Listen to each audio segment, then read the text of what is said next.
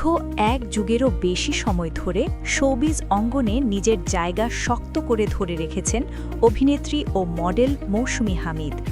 নাটক, সিনেমা থেকে ওটিটি ৩ মাধ্যমে সমান দাপট তার।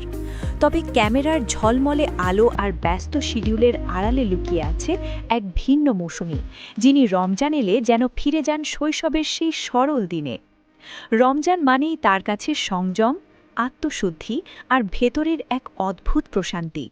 অভিনয়ের ব্যস্ততার মধ্যেও তিনি চেষ্টা করেন রোজার পবিত্র আমেজ ধরে রাখতে।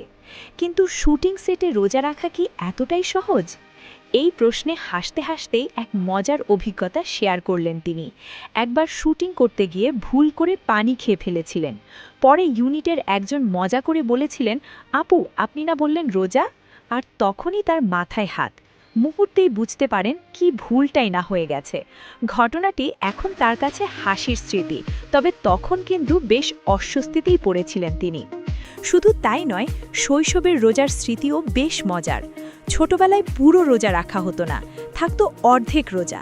দুপুরের দিকে ক্ষুধা সহ্য করতে না পেরে খেয়ে ফেললেও নিজেকে সান্ত্বনা দিতেন, এটা অর্ধেক রোজা। সেই নিষ্পাপ দিনের স্মৃতি এখনও ভীষণ আপন তার কাছে।